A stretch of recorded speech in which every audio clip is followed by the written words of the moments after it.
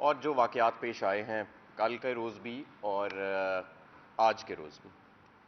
پاکستان کی معیشت جو ہے اس میں آج آپ نے دیکھا کہ ڈالر جو ہے وہ 25 روپے ایک دن کے اندر انٹر بینک ریٹ جو ہے وہ اس نے اپنی قدر لوز کی، اور 255 روپے سے پہ جو روپیہ ہے وہ ڈالر کے اگینسٹ کلوز کیا، اور جو اوپن مارکیٹ میں ریٹ ہے اس کا ابھی تک کوئی ریٹ نہیں آیا۔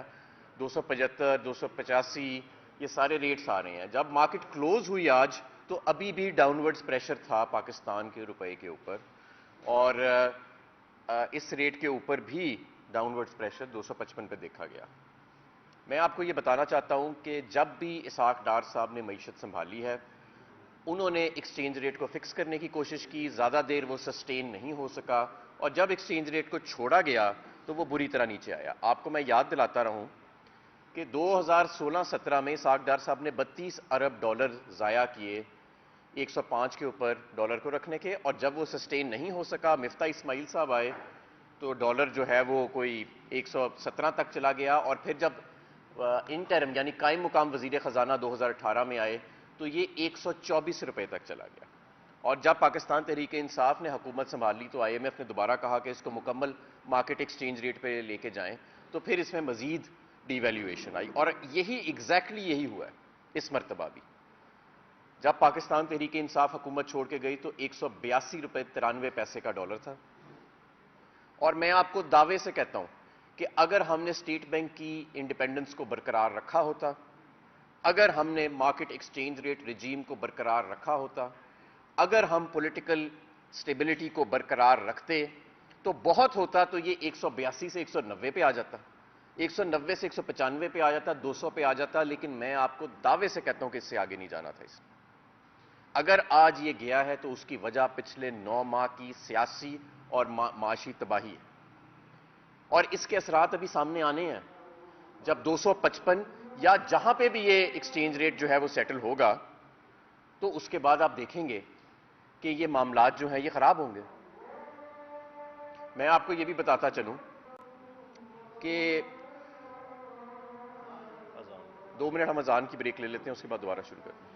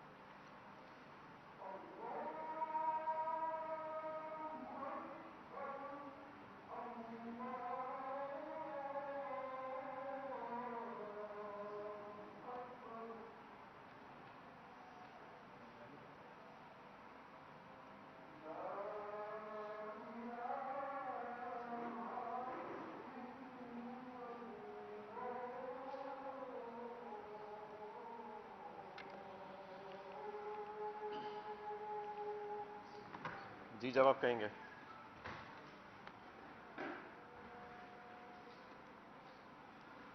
جی شروع. ٹھیک ہے جی. بسم اللہ الرحمن الرحیم. اذان کی ہم نے 2 منٹ کی بریک لی تھی اور میں آپ کو یہ عرض کر رہا تھا کہ پہلے بھی ایکسچینج ریٹ کو فکس کرنے کی اسحاق ڈار صاحب نے کوشش کی. 32 ارب ڈالر استعمال کیے ملک کے, اور جب اس ایکسچینج ریٹ رجیم سے ہم باہر نکلے تو سڈن ڈی ویلیویشن ہوئی جس سے مہنگائی کی سپائک آئی, اور یہ سب کچھ ان کے اپنے دور میں ہی ہو چکا تھا. 105 سے 124 پہ یہ ڈالر واپس چھوڑ کے گئے, اور جب ہم آئے اور ہم نے مارکیٹ ایکسچینج ریٹ رجیم میں لے کے گئے تو اس کے بعد ڈالر فردر ڈی ویلیو ہوا. اور میں آپ کو دعوے سے کہتا ہوں کہ اگر ہم اسٹیٹ بینک کی انڈیپینڈنس یعنی اس کی آٹونومی کو برقرار رکھتے جو کہ پاکستان تحریک انصاف نے رکھا تھا, اور اگر ہم مارکیٹ ایکسچینج ریٹ رجیم میں رہتے, اور اگر ہم پولیٹیکل انسٹیبلٹی کسی ایک شخص کی ضد کی وجہ سے اس کی طرف ہم نہ جاتے اپریل 2022 میں, تو آج شاید 200 کو بھی کراس نہ کیا ہوتا پاکستان کے روپے نے. 1981 سے اب تک پاکستان کا سالانہ ڈی ویلیویشن کی جو ایوریج ہے وہ 6% ہے, 6.1%. کیوں ہے وہ؟ کیونکہ ہمارا مہنگائی کا ریٹ جو ہے وہ باقی دنیا سے زیادہ رہا, اس لیے وہ 6% سالانہ پہ ایڈجسٹ ہوتا ہے آپ کا ایکسچینج ریٹ. کیا آپ کو معلوم ہے کہ پچھلے 3 ماہ میں 3.4% ماہانہ آپ کا, پچھلے 9 ماہ کے اندر 3.4% ماہانہ آپ کا جو ڈالر ہے وہ اپریشیٹ کیا روپے کے اگینسٹ. پاکستان تحریک انصاف کے 3.5-4 سال میں 58 روپے 58 روپیز, جس کے اندر اسحاق ڈار کا لیگ بھی شامل تھا جو اس نے زبردستی ہولڈ کیا ہوا تھا, وہ آپ کا روپیہ ڈی ویلیو ہوا. پچھلے 9 ماہ میں 75 روپے ہو چکا ہے, اور ابھی بھی جب مارکیٹ 255 پہ کلوز کی ہے آج تو ڈاؤن ورڈز پریشر تھا. جب کل مارکیٹ کھلے گی مزید نیچے جا سکتا ہے. اوپن مارکیٹ کا ابھی کوئی ریٹ سیٹل نہیں ہوا, اور یہ سب کچھ اس ماحول میں ہو رہا ہے جہاں آپ نے امپورٹس کے اوپر آرٹیفیشل ریسٹرکشنز لگائی ہوئی ہیں, کیپٹل کنٹرولز لگائے ہوئے ہیں. اسٹیٹ بینک ہر ایل سی نہیں کھول رہا, اکثر ایل سیاں نہیں کھول رہا, آج خام مال کی ایل سیاں نہیں کھول رہی, اور اسحاق ڈار کی اس پالیسی کی وجہ سے آج پورے پاکستان میں بنیادی چیزوں کی قلت آ چکی ہے. آپ کے ہر انڈسٹری کی سپلائی چینز ڈسرپٹ ہو چکی ہیں, کھانے پینے کی اشیاء سے لے کے, تیل ڈیزل سے لے کے, خام مال سے لے کے, صنعت کے خام مال سے لے کے, دوائیوں تک, سرجری کرنے کے آلات تک اس پالیسی نے ملک کے اندر قلت کریٹ کر دی. اور یہ وہ ملک تھا جو 9 ماہ پہلے 6% پہ ترقی کر رہا تھا, اور دور دور تک کسی ایسے بحران کا اندیشہ نہیں تھا. ہاں ضرور سپر کموڈٹی جو سائیکل آیا دنیا میں اس کے چیلنجز تھے, لیکن اس چیلنجز سے نپٹا جا سکتا تھا بڑی آرام سے اگر کنٹینیوٹی رکھی جاتی, اور اگر ہم مارکیٹ ایکسچینج ریٹ میں رہتے, اور اگر ہم اسٹیٹ بینک کی انڈیپینڈنس کو برقرار رکھتے. میں سمجھتا ہوں کہ مفتاح اسماعیل اور اسحاق ڈار کی تباکن پالیسیوں کے بعد اور جو معیشت کو نقصان پہنچا ہے آج اور اس کا میں ابھی آپ کو بتاؤں اثر پوری طرح آنا ہے. ایکسچینج ریٹ کا اثر 2 سے 3 ماہ کے بعد مہنگائی پہ آتا ہے, ہر چیز میں مزید مہنگی ہوگی. میں سمجھتا ہوں کہ جہاں پہ آپ کا آج ایکسچینج ریٹ چلا گیا ہے 30% سے اس وقت آپ کی شرح مہنگائی کھڑی ہے, یہ 40-45 پہ چلی جائے گی. اب آپ کو بجلی اور گیس اور مہنگی کرنی پڑے گی. آئی ایم ایف کی شرائط مزید سخت ہو جائیں گی, کیونکہ آپ نے, مسلم لیگ نون نے تو 70% آپ کا جو بجلی کے مہنگے پلانٹ لگائے ہیں وہ سارے امپورٹڈ ایندھن پہ ہیں. ان کے امپورٹڈ ایندھن کے اوپر جو کاسٹ نکلے گی اور ان کی کیپیسٹی پیمنٹس جو ڈالر انڈیکس میں یہ کر کے گئے ہیں 255 یا 260-70 جہاں پہ بھی اب ڈالر جاتا ہے, تو وہ اتنی زیادہ آپ کو مہنگائی کرنی پڑے گی, اور ہم ہائپر انفلیشن میں بھی جا سکتے ہیں. صنعت آپ کی ویسے بند پڑی ہے, بے روزگاری جو ہے وہ, اور تو اس سے زیادہ نالائکی کیا ہوئے گی. یہ حکومت اگر آج قائم ہے تو بیساکھیوں کے سر پہ قائم ہے, اس کے علاوہ اس حکومت کا کوئی وجود نہیں. اور یہاں پہ میں آتا ہوں ان بیساکھیوں پہ اور سیاست پہ. کل اس رجیم کا بھیانک چہرہ پوری دنیا نے دیکھا, صرف پاکستان نے نہیں. فواد چودھری کو جس طرح لایا گیا کسی دہشت گرد کو نہیں لایا گیا. اس طرح تو راو انوار کو لانا چاہیے تھا اگر عدالت میں پیش کیا جاتے ہیں, اگر اس ملک میں کوئی انصاف ہوتا. اس طرح تو پیش کیا جانا تھا ان لوگوں کو جنہوں نے اربوں روپے لوٹے ہیں, جن کو آپ نے منصب پہ بٹھا دیا. اس طرح تو پیش کیا جانا تھا اس ملک کے اندر جنہوں نے سازش کی. لیکن آپ نے ایک ایسے شخص کو جس نے ساری عمر قانون کی بالادستی کی بات کی, جس نے ساری عمر صحافتی آزادی کی بات کی, جس نے جب موقع آیا تو دوسری جماعتوں کی بھی حمایت کی اگر انہوں نے کوئی اصولی موقف اپنایا, اور جو پاکستان کے اندر جمہوریت، سول رائٹس، مائنورٹی گروپس کی سب سے طاقتور آواز تھی. آپ نے اس کے ساتھ یہ کیا. کل کوئی اس خوش فہمی میں نہ رہے یا غلط فہمی میں کہ کل کوئی فواد چودھری کو نقصان پہنچا ہے. کل فواد چودھری قوم کا ہیرو بن گیا ہے اور جنہوں نے ظلم کیا ان کا چہرہ ساری دنیا نے دیکھ لیا. یہی وجہ ہے کہ رات کو 11:30 بجے اور 11 سے 11:30 کے درمیان چینلز کو ہدایات آئیں کہ آج کا دن یعنی کل کا جو دن ہوگا، جو آج کا دن ہے، اس میں فواد چودھری کے کیس کو ذرا ڈاؤن پلے کرنا ہے. بہرحال میں یہاں پہ اپنے اتحادی چودھری پرویز الہی صاحب نے بھی آج گفتگو کی ہے، میں ان کا بھی بڑے ادب سے جواب دینا چاہتا ہوں. دیکھیں چودھری صاحب ہمارے بزرگ ہیں اور ہمارا ادب ان پر لازم ہے، اور وہ پاکستان تحریک انصاف کے اتحادی ہیں اور ہم ان کے اتحاد جی اور ہم اس اتحاد کی بڑی قدر کرتے ہیں. لیکن پاکستان تحریک انصاف اگر آج پاکستان کی سب سے مقبول جماعت ہے، سوابی سے لے کے گوادر تک، کراچی سے کوئٹہ، لاہور سے کراچی، پشاور، آپ آزاد جموں کشمیر، گلگت بلتستان، تو اس کی وجہ یہ ہے کہ پاکستان تحریک انصاف اور عمران خان نے روایتی سیاست کو رد کیا. ہم نے سودے بازی کر کے اقتدار کی سیاست کو رد کیا. ہم جانتے تھے جب ہم نے اسمبلیاں چھوڑنی تھیں کہ یہ مشکل راستہ ہے، ہم جانتے تھے. ہمیں یہ بھی پتا ہے کہ ابھی اور مشکلات بھی آگے آئیں گی، ہمیں معلوم ہے اور ہم اس کے لیے تیار ہیں اللہ کے فضل سے. لیکن یہ کہنا کہ ملک کی معیشت ڈوب رہی ہے، انسانی حقوق کا جنازہ نکل گیا، ارشد شریف کو قتل کر دیا گیا، صحافتی آزادی کو ختم کر دیا گیا، ملک میں جمہوریت نام کی چیز کوئی نہ رہ جائے اور ہم پنجاب حکومت میں بیٹھے رہیں، وزارت اعلیٰ یا وزیروں کے مزے لوٹتے لائیں، یہ سیاست نہیں ہے. اور یہی سیاست ہے جس کی وجہ سے آج بہت ساری سیاسی جماعتوں کا ووٹ بینک ختم ہو گیا ہے، اور اگر کسی ایک جماعت کا آج ووٹ بینک ہے تو وہ پاکستان تحریک انصاف رہ گئی ہے، کیونکہ ہم نے خود اقتدار کو ہمیشہ چھوڑ کے عوام کی سیاست کی ہے اور ان تصورات کی سیاست کی ہے، قانون کی بالادستی کی، جمہوریت کی، سول سپریمیسی کی. وہ تو عمران خان آج بھی سودے بازی کر لے تو وہ واپس اقتدار میں آ جائے، لیکن اس سے کیا فائدہ ہوئے گا؟ اس سے کیا پاکستان کے اندر وہ تبدیلی آئے گی جس کے لیے عمران خان اور بہت سارے ایسے لوگ جو سیاست میں نہیں آنا چاہتے تھے وہ آئے؟ اور یہی فرق ہے ہم میں اور باقیوں میں کہ ہم اقتدار کی سیاست نہیں کر رہے. اور یہ کہنا کہ فواد چودھری کو پہلے اندر ہو جانا چاہیے تھا، پنجاب حکومت بچ جاتی. فواد چودھری آج قوم کا ہیرو ہے اور کوئی قوم کا ہیرو نہیں ہے. اور جس طرف ہم جا رہے ہیں، جو ہم نیا پاکستان تصور کر رہے ہیں، وہ اس نظام کے ذریعے نہیں حاصل ہو سکتا کہ آپ کبھی کسی سے بیٹھ کے مل کے پنجاب حکومت لے لیں یا اقتدار لے لیں، کبھی کسی سے بیٹھ کے لے لیں اور نیچے ووٹ بینک ہے کوئی نہیں، جماعت ہے کوئی نہیں، بس 4 لوگ ادھر سے ملائے، 5 لوگ ادھر سے ملائے، کوئی سازش کر لی، کوئی انٹریگ کر لی. ایسے نہیں. یہ عمران خان کی سیاست نہیں ہے. عمران خان کی سیاست اس سے مختلف ہے. اس قربانی اور مشکل اور ہمیں معلوم ہے کہ کیا کیا انہوں نے رکھا ہوا ہے اور کیا کیا کریں گے، اس کے لیے ہم کر لیں گے انشاءاللہ تعالیٰ. کوئی ایسی کسی کو پریشانی کی ضرورت نہیں ہے. تو یہ ساری چیزیں جو تھیں یہ فواد چودھری کو بھی معلوم تھیں، ہمیں بھی معلوم ہے، لیکن یہ راستہ لینا پڑے گا اگر اس ملک میں جمہوریت کی جڑیں مضبوط کرنی ہے. صرف عمران خان کو نہیں، پوری قوم کو لینا پڑے گا. اگر عمران خان کو اکیلے لینا پڑے گا اپنے ساتھیوں کے ساتھ، اکیلے بھی لے لیں گے، لیکن یہ سب سیاستدانوں کو راستہ لینا پڑے گا. کل فواد چودھری کا جو اوپر وہ غلاف ڈال کے لایا گیا، وہ فواد چودھری کے اوپر نہیں غلاف ڈال کے لایا گیا، وہ پوری جمہوری نظام کے اوپر غلاف ڈال کے اس کو عدالت میں اس طرح گھسیٹا گیا.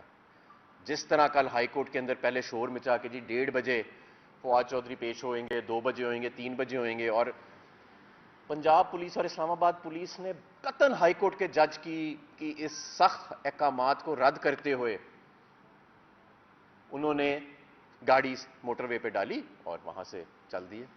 اور شام کو آ کے ہائی کورٹ کے وہ جج صاحب بھی آنریبل جج ہیں، بہرحال ان کے کوئی ہوئیں گے مصلحت یا ان کی کوئی ریشنالٹی ہوئے گی اس کے پیچھے، لیکن وہ بھی مطمئن نظر آئے. تو اس طرح تو نظام نہیں چل سکتا. ہماری یہ جد و جہد جاری رہے گی اور زمان پارک کے گرد ہمارے ہزاروں کارکن مستقل پہرا دیتے رہیں گے اور ہم سچ بولنے سے بھی نہیں ہٹیں گے. ہمارے ساتھیوں کی جرت بھی کم نہیں ہوگی اور اس ملک کے اندر جمہوریت بھی آئے گی. اس ملک کے اندر انشاءاللہ قانون کا راج بھی ہوگا. اس ملک کے اندر ہر صحافی کی، ہر وکیل کی، ہر سیاستدان کی ڈگنیٹی کو اور زندگی کو پرزرو بھی انشاءاللہ تعالیٰ کیا جائے گا. اس کے لیے قربانیاں دینی پڑیں گی تو انشاءاللہ تعالیٰ وہ بھی دی جائیں گی, اور اس ملک کی معیشت کو ہم دوبارہ کھڑا کریں گے. یہ اسحاق ڈار کی جو بنانا کوکو اکنامکس اسے کہتے ہیں نا, جو بنانا ریپبلک کے اندر استعمال کی جاتی ہیں, اس سے ملک کو فوری طور پہ نکالنا ہوگا. اور اب آپ دیکھیں گے کہ یہ جو پچھلے 9 ماہ کے اندر جو انہوں نے معیشت کا حال کیا ہے, ابھی تو صرف مہنگائی آئی ہے, ابھی تو صرف ڈالر ڈی ویلیو ہوا ہے, قلت آئی ہے, اس کے اثرات ابھی آنے ہیں, اس کے اثرات ابھی لوگوں کو نظر آئیں گے. جب یہ نئے ٹیکسز لگائیں گے, جب یہ نئے بجلی کے نرخ بڑھائیں گے, یہ سارا کچھ کریں گے. انہوں نے پچھلے 9 ماہ میں پاکستان کی سیاست کا نہیں, معیشت کا جنازہ نکالا ہے اس ملک کا. ہر ایک پاکستانی کو یہ علم ہونا چاہیے. اور لوگوں کی آواز کو دبانے کی کوشش کی گئی ہے, لوگوں کی عزتوں کو اچھالا گیا ہے, لوگوں کو بلیک میل کیا گیا ہے. یہ سب کچھ تاریخ کا حصہ بن چکا ہے, اور ابھی اور بھی بہت کچھ ہوئے گا, یہ بھی ہمیں معلوم ہے, لیکن ہم پیچھے ہٹنے والے نہیں ہیں. انشاءاللہ تعالیٰ اس ملک کے اندر ایک جمہوریت کا نظام آئے گا, اور انشاءاللہ تعالیٰ فری اینڈ فیئر الیکشنز آئیں گے, جس کے نتیجے میں ایک اسٹرانگ اور اسٹیبل حکومت کو سامنے لانا اس وقت ناگزیر ہو چکا ہے. اور میں یہاں فائنینشیل ٹائمز کے آرٹیکل کی بھی بات کروں گا. فائنینشیل ٹائمز جو کہ بین الاقوامی جریدہ ہے, آج ذرا آپ اس کی ہیڈ لائن دیکھیں, انہوں نے لکھا کہ پاکستان اکنامک کولیپس کے قریب ہے, اور عمران خان بہت پاپولر ہے, یہ بھی انہوں نے اس کے اندر لکھا ہے. شاید یہی وجہ ہے کہ الیکشنز نہیں کرائے جا رہے, کہ عمران خان بہت زیادہ مقبول ہو چکا ہے. بہت شکریہ.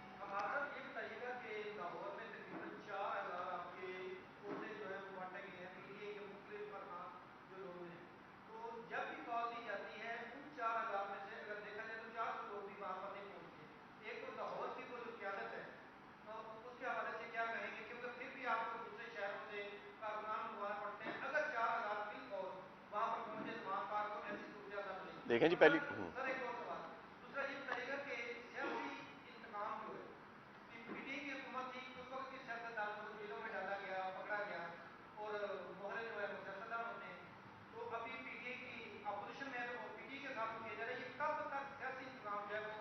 میری بات سنیں. دیکھیں, کرپشن کے کیسز کو سیاسی انتقام نہ سمجھیں. اگر زرداری نے نواز شریف پہ اور نواز شریف نے زرداری اور شہباز شریف پہ کرپشن کے کیسز بنائے ہیں, اور اگر حمزہ شہباز کے چپڑاسی کے اکاؤنٹ میں سے 3.5 ارب روپے نکل رہے ہیں, اور کوئی ادارہ یہ پوچھتا ہے کہ یہ 3.5 ارب روپے جس بیچارے کے اکاؤنٹ سے نکلے ہیں وہ پرسرار طریقے سے اس کی موت بھی واقع ہو جاتی ہے, اور باقی بھی سارے گواہان مر جاتے ہیں تو یا قتل کر دیے جاتے ہیں, تو کوئی ایجنسی اگر پوچھتی ہے تو یہ سیاسی انتقام نہیں ہے بھائی میرے. اگر زرداری سے پوچھا جاتا ہے کہ یہ جو کرپشن آپ نے کی ہے, یہ رقم ساری کہاں سے آئی ہے, یہ سرے محل کہاں سے آیا ہے, یہ ایون فیلڈ ٹرسٹ کہاں سے بنا تھا, تو یہ سیاسی انتقام نہیں ہے, یہ ایجنسیاں اپنا کام کر رہی ہیں.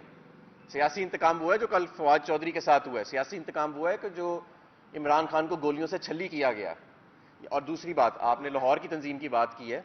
صبح کے 3 بجے اگر ہزاروں کارکن جو جمع ہو جاتے ہیں زمان پارک میں اپنے قائد کی حفاظت کرنے, تو وہ کیسے جمع ہو جاتے ہیں؟ اگر پی ایم جی چونک کے باہر 12 گھنٹے سے بھی کم نوٹس کے اوپر ہزاروں لوگ جمع ہو جاتے ہیں. اگر لبرٹی میں کوئی تقریباً 30 سے 35 میگا احتجاج ہوئے ہیں, جس میں کسی کو کوئی گاڑی نہیں دی گئی, کسی کو بریانی نہیں دی گئی, کوئی اللہ رکھا پیپسی نہیں آیا وہاں پہ لوگوں کو محظوظ کرنے کے لیے, تو یہ کیسے ہو گیا ہے؟ اور یہ صرف لاہور میں نہیں ہوا, یہ پاکستان کے ہر کونے میں ہوا ہے. آج بھی اگر ہم جی سر.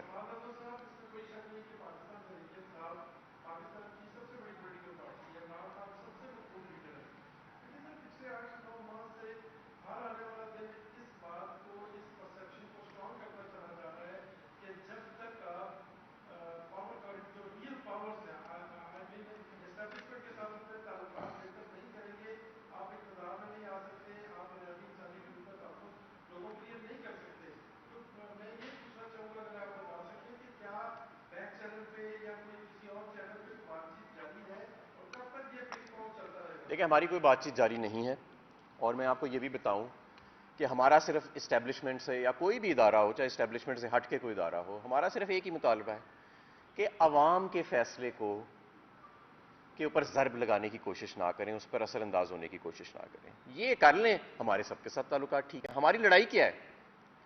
ہماری کیا لڑائی ہے؟ ہم کہتے ہیں کہ یار یہ ریڈ لائنز اور لوگوں کے اوپر کانٹے لگانا بند کر دیں, اس طرح لوگوں کو ہراساں نہ کریں, ان ملک میں انسانی حقوق کی اور قانون کی بالادستی کو قائم رکھیں. آپ مجھے بتا دیں اس کے علاوہ کوئی چوتھا یا پانچواں نقطہ ہمارا نہیں ہے. ہمیں کوئی پیسے نہیں چاہیے, ہمیں کوئی پولیٹیکل انجینئرنگ کر کے اپنے لیے بینیفٹ نہیں چاہیے, ہمیں کوئی الیکشن کمیشن سے 10,000 روپے کے دتھے نہیں چاہیے ووٹوں کی لسٹوں کے الیکشن والے دن, ہمیں کوئی ایسی چیز نہیں چاہیے, ہمیں شفاف انتخاب چاہیے.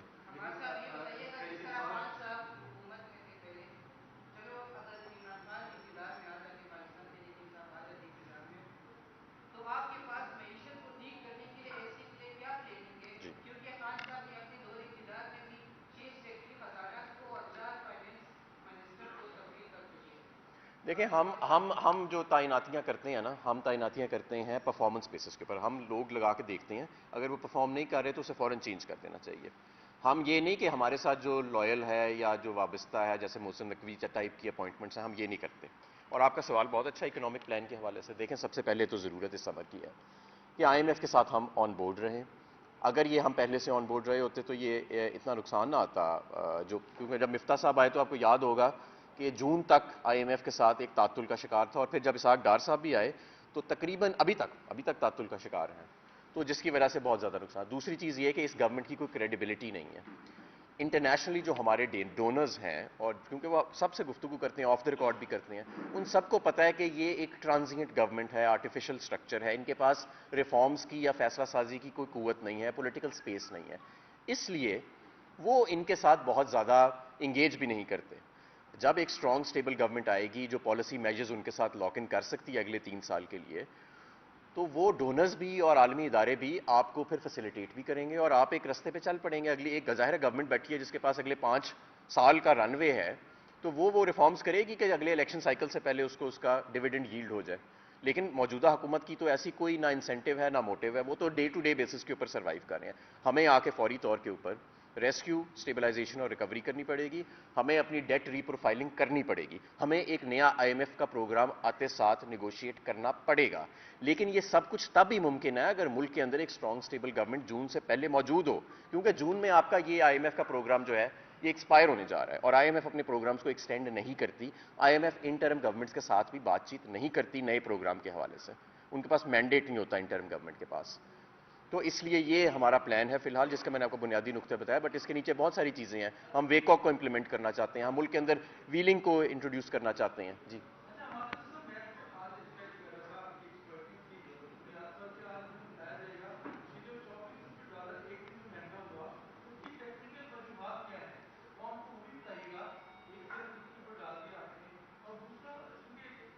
دیکھیں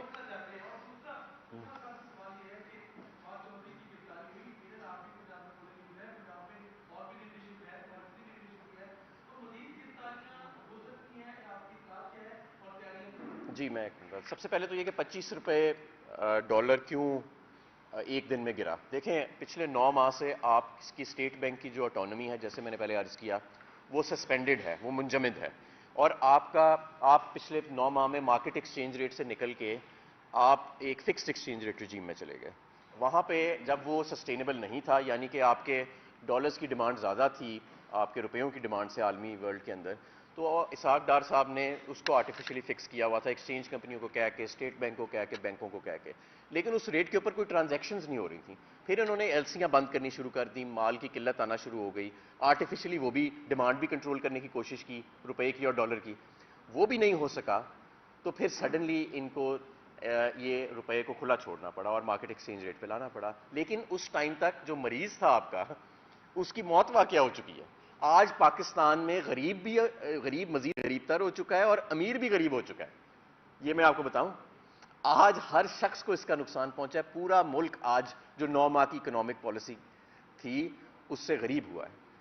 ملک کی ریاست غریب ہوئی ہے, ملک کا غریب مزید غریب ہوا ہے, ملک کا امیر بھی غریب ہو گیا. ملک کا صنعت کار جو ہے اس کے آپ دیکھیں نا جا کے لاسز, ٹیکسٹائل انڈسٹری کو دیکھیں, اسٹیل انڈسٹری کو دیکھیں, باقی انڈسٹریز کو دیکھیں, شوگر انڈسٹری کے علاوہ ساری غریب ہو گئے. اور دیکھیں, اور مہنگائی, قرض اتنا بڑا ہے, قرض تو اتنا بڑا ہے کہ جس کی کوئی انتہا نہیں. شاید 3.5 سال میں, ہمارے دور میں اتنا نہیں بڑھا جتنا 9 مہینے میں بڑھ گیا. اور میں نے آپ کو بتایا کہ 6.1% 1981 سے آج تک ڈی ویل کا ریٹ ہے آپ کا. یہاں پہ 3.4% ماہانہ ڈی ویلیویشن ہوتی رہی ہے. یہ ان کی اکنامک پالیسی تھی اور یہ ان کی معیشت کی پالیسی تھی. یہ 80 کے دہائی کے لوگ ہیں, صرف اور صرف یہ روایتی سیاست کی بنیاد پہ اور سازش کی بنیاد پہ اوپر آئے ہیں. کوئی ان کے پاس آئیڈیاز نہیں. ماڈرن اکانومیز اور آپ کے جو نئے آئیڈیاز ہیں اکانومیز کے, کیونکہ پالیسی میکنگ بھی ٹیکنیکل ہوتی جا رہی ہے, اس سے ان کا دور دور تک کوئی تعلق نہیں. آپ یہ دیکھیں کہ جو توانائی کا وزیر ہے آج وہ ٹی وی پہ آیا ہے, ایک وزیر مملکت ہے پیٹرولیم کا, بجائے کہ وہ بتائے کہ ملک کے اندر شدید بحران ہے, نہ بجلی ہے, نہ گیس ہے, نہ ڈالر ہے, نہ آگے کچھ نظر آ رہا ہے, وہ عمران خان سے شروع ہو کے عمران خان پہ ختم ہو گیا. خرم دستگیر صاحب, لے یہاں پہ بھی بجلی چلی گئی, تو یہ بجلی کی بات ہوئی اور یہاں پہ بھی بجلی چلی گئی. تو یہ دیکھیں نا, یہ پاکستان ہے. مسلم لیگ پاکستان تحریک انصاف کے دور میں, مجھے آپ پاکستان تحریک انصاف کے دور میں ایک دن بتا دیں جس دن ایسی لوڈ شیڈنگ ہوئی ہو جیسی آج پاکستان میں ہو رہی ہے.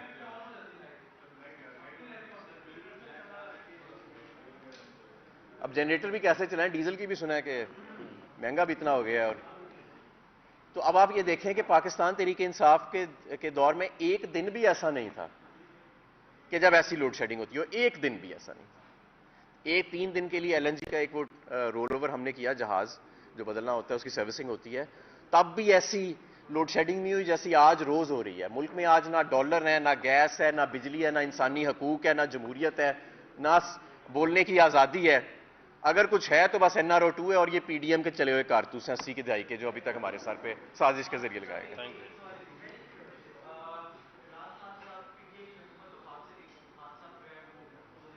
تھوڑا سا اونچا بولیں گے جی. جی جی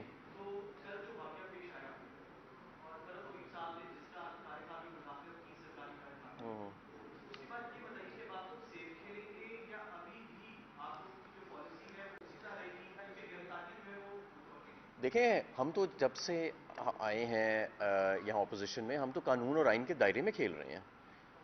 ہم کو ملیٹنٹ جماعت تو نہیں ہے.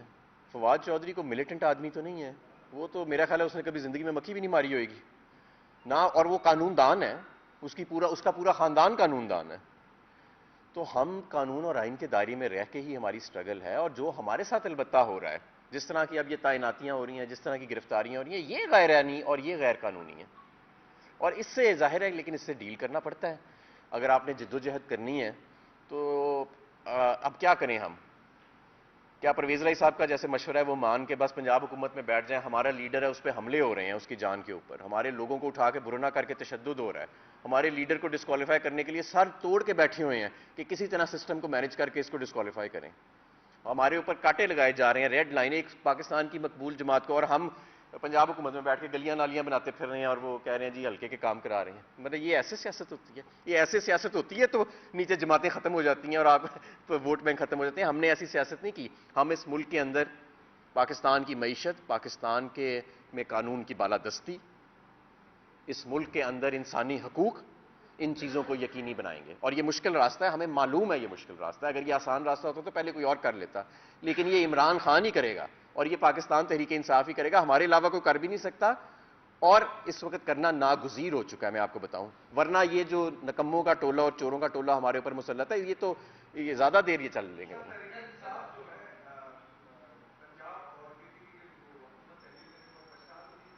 بالکل نہیں پچھتا رہی, بلکہ میں یہ سمجھتا ہوں کہ جس دن ہم نے ضمنی انتخاب جیتا تھا, آپ کو یاد ہے وہ 17 جولائی تھی گویا اس دن, اس کے جب ہماری حکومت بنی اس کے اگلے دن ہمیں اسمبلیاں توڑ دینی چاہیے.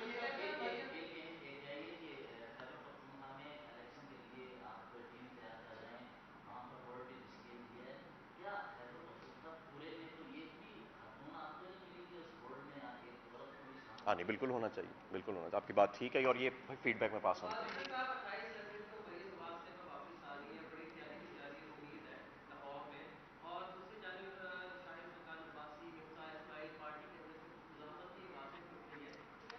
دیکھیں, مریم نواز آ جائے, مریم نواز کے والد آ جائیں, ان کے مطلب اس سے کوئی فرق نہیں پڑنا. یہ لوگوں میں اب نفرت کی یہ ایک ہوا ہے ان کے لیے, اور یہ شاید گرفتاریاں اسی کی فضا بنانے کے لیے کر رہے ہوں کہ یار وہاں پہ کوئی مطلب. لیکن میں سمجھتا ہوں کہ دیکھیں, یہ لوگ تو چلے ہوئے کارتوس ہیں, ان لوگوں سے لوگ اب نفرت کرتے ہیں, ان کی سیاست ختم ہو گیا. سوائے سازش کے, دھاندلی کے اور محسن نقوی جیسے وزیر اعلیٰ لگانے کے علاوہ ان کے پاس اب سیاسی طور پہ زندہ رہنے کا اب کوئی چارہ نہیں رہ چکا ہے. تو ہمیں اس سے کوئی فرق نہیں پڑتا. دوسرا آپ کا سوال کیا تھا؟ اچھا دیکھیں, یہ مزاحمت کی آوازیں جو ہے نا, یہ صرف آوازیں ہی رہ جائیں گی, مجھے میرے قابل احترام ہے یہ سارے لوگ، اور اللہ کرے کہ یہ کریں. دیکھیں ایک بھائی وزیر اعظم تھا، دوسرا وزیر اعلیٰ بنا دیا، مریم نواز کو چیف آرگنائزر بنا دیا، سمدی کو وزیر خزانہ بنا دیا، اور بھی بڑے ان کے لگے پھر رہے ہیں اندر امیدوار. تو اس جماعت کے اندر جس کے نام کے اینڈ میں شریف لگتا ہے اس کے علاوہ کسی کی کوئی گنجائش نہیں ہے. آپ دیکھیں گے کہ آپ کو یاد ہوگا مفتاح اسماعیل صاحب بھی پہلے باؤنسر بنے پھر رہے تھے مریم نواز کے، شاید خاقان عباسی ان کے دروازے کھولتے پھر رہے تھے. اللہ کرے کہ یہ واپس ان ڈیوٹیوں پہ نہ جائیں اور کوئی اخلاقی طور پہ بڑا فیصلہ کریں، ورنہ ان جماعتوں یہ جماعتیں نہیں ہیں، یہ تو اب صرف ایک پرسنل فیفڈمز اور یہ ایک جاگیریں بن چکی ہیں. ان میں سیاسی جماعت نام کی اب کوئی چیز نہیں رہ گئی.